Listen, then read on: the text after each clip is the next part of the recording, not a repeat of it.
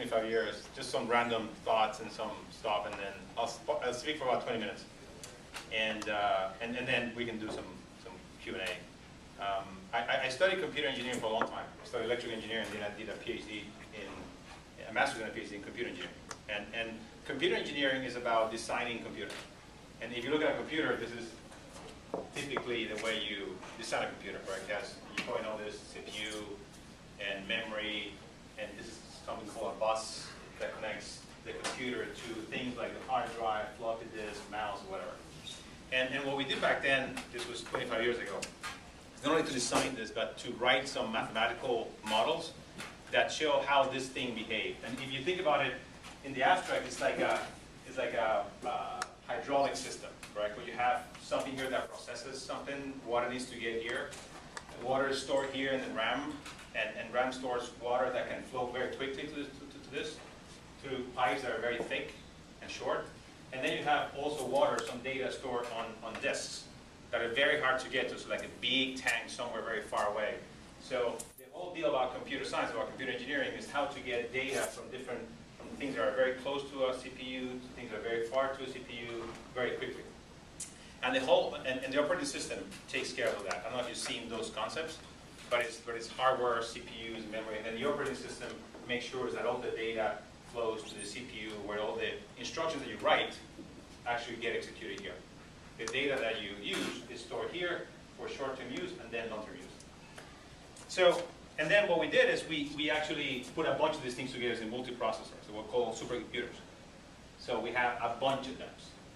Ones were attached by a single bus, but each of them had a memory, distributed memory, and the other ones were sharing this memory, this set of data here.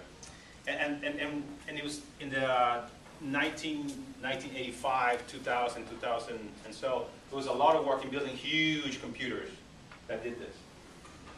And some of the work that I did is that a lot of people work in these supercomputers is to run very complicated things on them. So now you run code, correct? HTML and JavaScript and CSS. That's code that runs on this simple, very simple computers. We used to run weather modeling and also plane simulation models in these supercomputers. So what we did is that every little dot in the world, you know, maybe a square mile or 10 square miles, was one data point in a big vector, in a big spreadsheet, correct? And then each of those dots communicated with each other, and each of those dots was actually a CPU, a computer. The same thing with a plane. You see in a plane here, every little dot of the plane becomes a vector, a matrix, a dot in the matrix. So each of them knew the pressure, the temperature, etc., that they had in the little dot. In order to do a simulation, that dot communicated with a bunch of other dots. So every dot, every set of dots run in a different computer, and they communicate with each other. So from very simple computers, we understand the mathematics of how they ran, and we built some very large computers with, you know, thousands of processors to run very complicated simulation models. At that time, one of the most famous computers was called Cray. And this guy is Seymour Cray, who is the founder of that company. And they built supercomputers. He's like the father of computer architecture, Seymour Cray. Very smart guy. So Cray 3, which I use, it's pretty funny. This is the computer. This is very small for the time. And here, this was actually water. Not water, liquid, a transparent liquid that was running through the cables so that can cool down. Everything was so warm because the thing works so fast, and it needed water running all the time. So behind it, there was a big water cooler thing with water that was being cooled and sent to this machine for cooling all the time. It was incredible. And this was small, but this ran what is called megaflops, mega floating point operations, mega operations per second, and run at a standing 333 megaflops of speed. That was the way you measured the speed of a computer. It ran so fast that it could compute 333 million operations per second. And the cost of that computer was $30 million. I used to work in a computer lab and that did weather simulation, and we bought one of those. So I was responsible for choosing the one. We had several choices, we chose this one. We paid $30 million for it. Now guess how many megaflops can the iPhone 6 run today? What would you guess? 1,000. This thing. I would say probably north of A million. Whoa. a million. 30 million bucks. I was just saying. 15 years ago. Is actually 6,000. 6,000 megaflops. So 6 gigaflops. So in this little thing, over the last 15 years, you can take 10, 20 times what was 15 years ago worth $30 million. So why did it happen? So if you look at the computer and say, why could this happen? Why prices drop so much, and why this thing now is more powerful than what computers were used 15 years ago to predict the weather or simulate the challengers, how they came into Earth. So the biggest unit, the smallest unit is a transistor. I don't know, are you familiar with a transistor? Some of the physics students. Yeah. Cool. So everything in the computer happens with ones and zeros. It's called Boolean arithmetic. So the computer doesn't store 25 or the color blue or whatever. It stores little ones and zeros. That's all it stores. Right? And each transistor stores one of those things. It's called a bit. Right? So if there's a current, there's a 1. If there's no current, there's a 0. Simplify. And there's something called the Moore's law. I don't know if you're familiar with Moore's law, but it said that in 1970 that the number of transistors in a CPU, in a square inch of CPU, will double every year. So if you plot that over the last 20, 30 years, the number of transistors, those things that can manage a 1 or a 0, have gone from 5,000 or so to, what is that, 10 million in 2020. So it's a gigantic speed at which these transistors can be embedded in a little space. So that has changed the world completely. When the iPhone launched the last time, the iPhone 6, Apple in one weekend saw more than 25 the number of transistors available in the world in 1995. So if you sit in 1995 and call all the transistors in the world, that was about 800 trillion. In one weekend, the iPhone released 20,000 trillion transistors in the world. So the magnitude of the things that we can do with these things with the computers have changed the way we do things and the potential to do things in the world. I'll show you a couple examples. So where Seymour Cray had to pay 30 cents per transistor for that little thing. Intel 8080, which is another chip, paid 8 cents. Right now, it's 8 cents for 1 million transistors. The scale is incredible. It's incredible. So what that caused is that stuff that we used to run in computers that were very expensive, it was very limited by the number of computers we had. We had maybe 100 of computers like that here in the US. Now what happens in the world, we have whatever, 3 billion, 2 billion smartphones. What happens if we can run those type of things in every little smartphone in the world, in every little device in the world? So I'll give you an example. This is a very high level view of image recognition. Image recognition is very hard to do. Because if you think about it, if you show this image to you, where you will say, show me a computer, you say, here's a computer, and here's the clock. Right? But in a computer, the way that it's stored is not by an object. It's just a bunch of ones and zeros. Or if you abstract it a little bit higher, it's just numbers.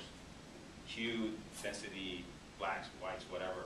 Just numbers, a bunch of numbers. So when you see this image, or this image, or this image, you see a bunch of numbers. So the challenge for the computer is to decide what is there. So difficult. So the world has struggled for many, many years to make computer software that can say, here's the byte. And 15 years ago, 10 years ago, they used to do this.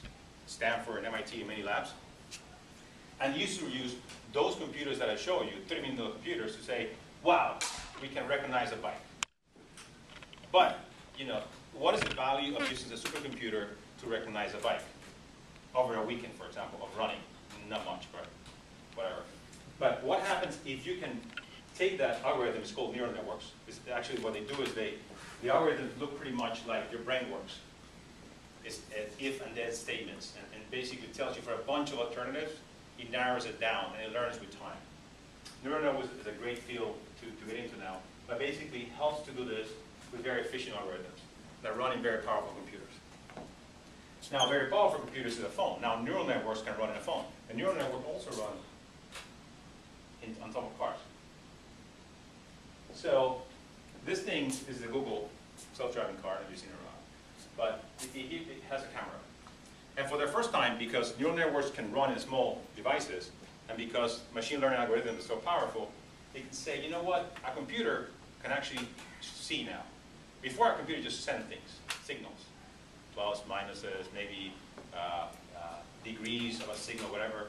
Now, people are saying, you know what, I can take on it. I can have my computer see something. So the method right now that is most powerful for computers to figure out what's going on around the world is actually visual. It's a computer. It's a camera. And it is powerful because, again, neural networks algorithms can run in a little thing. You cannot have in each car in the world, imagine a huge 30 million computer, right? Now you can have something that costs hundreds of dollars running machine learning algorithms. So what's the big deal? The big deal is now you can see a car, and the car can be just looking around for what's going on. So the implications on society are very, very profound. There's an estimate that 90% of the traffic accidents will be reduced over the next few years. And the reason is not self-driving cars. The reason is that you're going to be driving now, and you're moving to the left, and it's going to tell you there's somebody coming from behind, or somebody that is going to stop in front of you, you have to stop now, or somebody's coming in front of you back too fast, accelerate a little more. So they actually can drive for you most of the time. This is, again, very simple image recognition and some of the detection stuff that actually move the needle a lot. So I work now in Accenture, which is a big consulting company. And unfortunately, I stopped doing technology and I'm doing more business and consulting. And so I had a project two weeks ago, an insurance company, and they wanted to think, how would insurance change given all these trends in technology? And so now there's something called Apple CarPlay from Apple. I have that. You have that? Awesome. And Android Auto. You have an audio or? Like, what's in that? Exactly that, yeah, awesome. So the question is, my car is connected, right? It has sensors everywhere. The car actually has a lot of information inside, how fast you brake, how quick you make turns, is your engine overheating, when you change the oil, all that stuff. So if you have all that information here, correct, how will you buy insurance? So probably you don't call Geico on the phone and get your data, correct? You simply launch an app and buy insurance, and you're done, correct? Like an in-app purchase. So your car becomes a device, a connected device, correct? The same as a smartphone, we still call it phone, but there's a bunch of other things. We'll still just call it a car, but it has a bunch of other stuff. So for the insurance company, the question is, in a world where the 90% of the accidents will come down because of this self-driving and supported car activity, and with all cars are going to be connected, what's going to be my business? How do I get in here in the dashboard, and how do I make offerings for people to buy insurance through the dashboard? If you drive well, you should pay less insurance. And the application here should know whether you're driving well or not. Right? So, again, I started a lot in computer engineering, a lot of research in weather simulation and aircraft simulation, and then I moved to consulting. And I think in Accenture, we identified these big trends, correct? And I could have picked a bunch of them to talk about.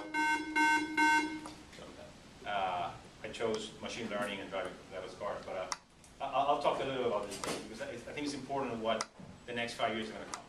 These are the things that consulting companies like Accenture tell big companies, right? Ford Motor Company, Geico, et cetera, et cetera.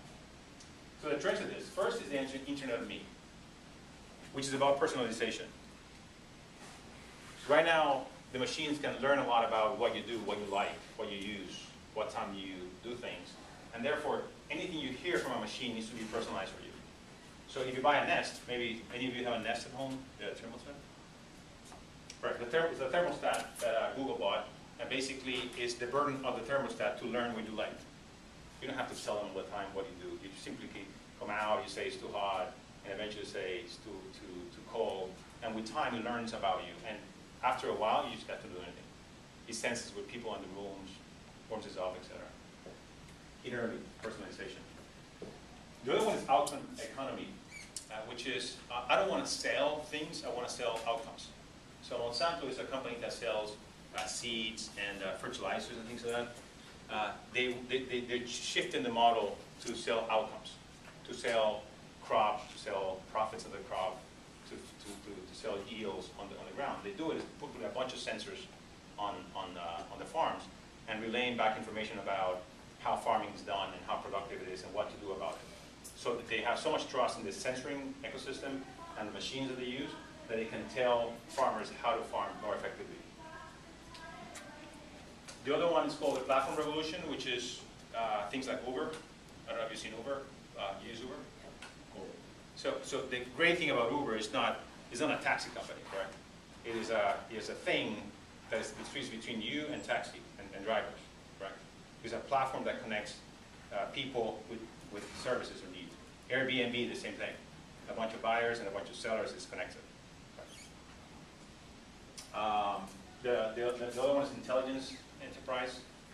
Caterpillar in all the cars, in all the big trucks, they're putting sensors. The same thing. All the sensor is back now, and they can run again machine learning algorithms to figure out what's going on with the tractors, when to do maintenance, what is failing, how to make better tractors, etc. And then lastly, workforce reimagined is Shell, for example. Now that the people that fix the pipes, they use actually something like Google Glass, and I can actually relay all the information that's happening in the pipe and when they're doing something right or wrong. It's like an assistant to the worker by doing visual recognition of certain parameters, et cetera, et cetera. So big companies are looking at this, and big consulting companies are helping them do this. Now, the fact is that 50% of those companies or more will fail. There's so much innovation happening that for a large company, it's very hard to predict where they're going. So car manufacturers, they understand self-driving cars, can they succeed in moving that direction? Internet companies, the same thing.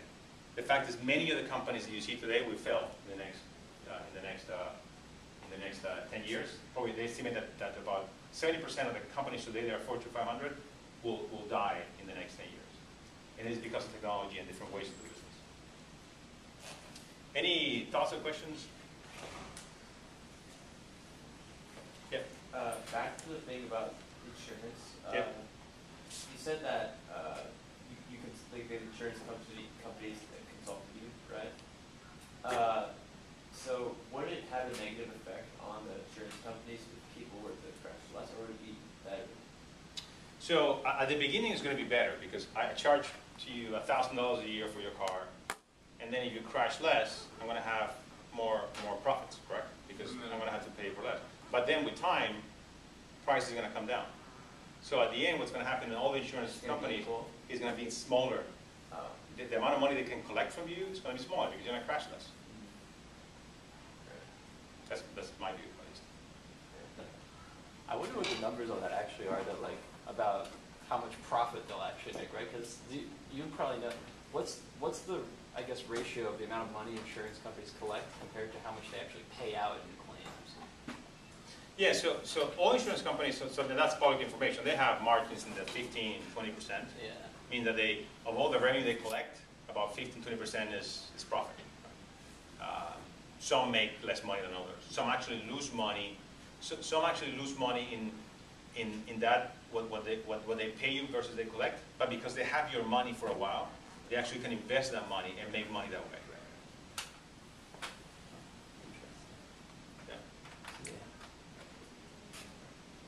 Yeah. Having like the transistor thing. Yeah. So every 5 years it just doubles. Every year it doubles. Every year. Oh, yeah. It doubles. Yeah. Every year it doubles. So. CPUs, like per little chip. Wasn't it like the CEO of IBM who said that like that this was gonna be how it was, that like it would double every year? Yeah, but no, it was so Moore is the guy that did that. It's called Moore's law. But who was he? Huh? Who was he? That's a very good question. Probably an IBM engineer. I'm not sure. Yeah. Probably an IBM, because IBM is great at doing silicon research and processors. I think they were a while back. How big is a transistor? Right now, it's I don't know. Tiny? Very tiny. Correct. So I used to and I think you can actually find these things. You can buy these things, and actually they're like this. You can buy one transistor, make a little. I don't know if they do that anymore. We honestly do electricity with those types of transistors, but we definitely don't use phone quality ones that are like. Yeah. Okay, so Gordon Moore was founder of Intel. Okay. And in 1965, this rock was up. Yeah, but he just like, because it wasn't it like he saw the trend that it was doubling every year and he said, this is how. Yeah. And I think I saw somewhere where that it was like, since he said that it should be that way, it's almost like engineers now kind of just strive to do that every year to just double it. And so they're like, all right, it's like a quota.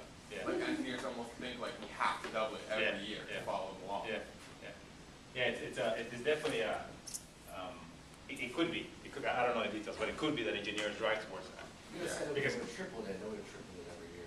Well, There's always a little variation, but it's actually pretty good. Yeah. There's like a part where it dropped. Yeah. 87 or something. Yeah. What's a good drop? But it's not, it's pretty consistent, right? Yeah. Like, and is it expected to keep on going, like past 2020? So nobody knows, but they think so. So, like, it's just, but I feel like there's a point where it's just gonna be too oversaturated, like, if you can't fit nothing to a CPU. Yeah, but again, so everything becomes so small that you can actually insert that in whatever in your eye or in the lens in some glasses and do those stuff just in a glass. So the question is, what can you do with so much power? And I probably you heard about the Internet of Things, right? Which is just a different way of saying that everything is going to be connected. I'm going to have a CPU connected to the internet. So in houses, for example, all washing machines, thermostats, smoke detectors, doors, lights, everything's going to be on the web. And there's a big race now between Google and Apple and others, Westinghouse, to be the operating system of the house. Which means who's going to own all that data, right? It's very powerful. And then you as a user will love, you can do great things with it, right? You can open things, close things, understand your patterns, save energy, etc. What got you interested in your work, like electrical engineering and computer architecture in the first place?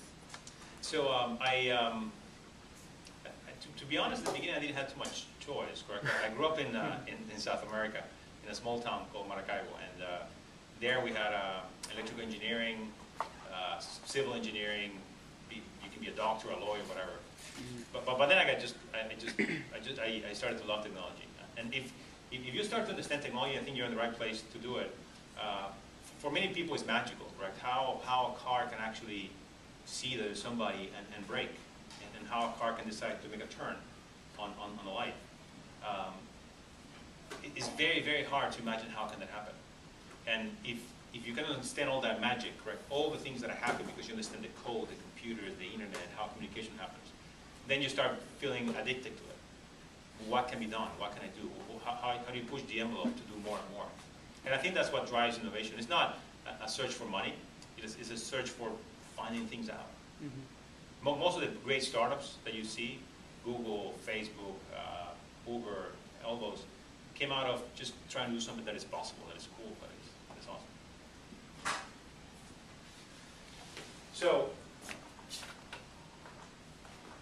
So I spent, so again, the reason many companies will fail is because many startups will show up, right? And I spent also 10 years of my life doing startups. And I did 3 startups, web startups.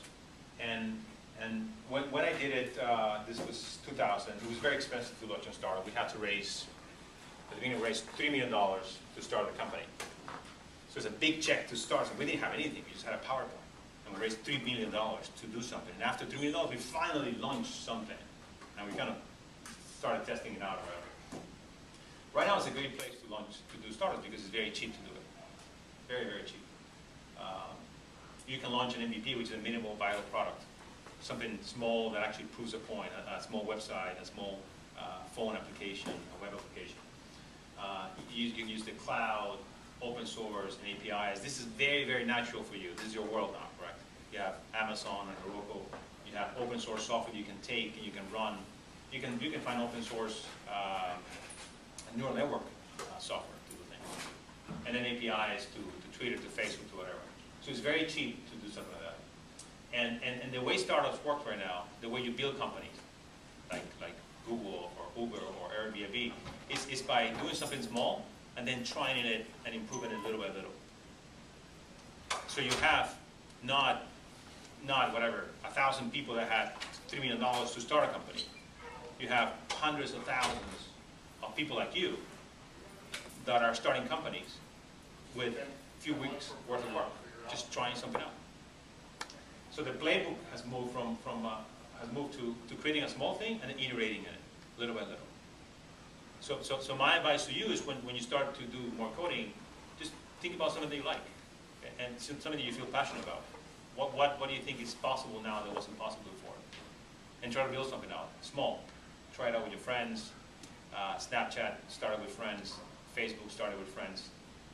And then just try and improve it like a side project all the time. Try to do something that is cool.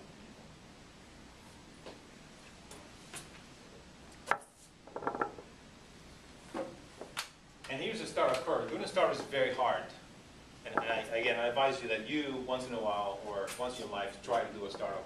If you love technology, you have you have the power in your hand to invent new things, right? So, the startups, there's always a big hype at the beginning. You launch something, some people like it, you get very excited, and then you spend a long time trying to figure out why it's not working, how to make it better, etc. Then eventually, sometimes, it goes very well.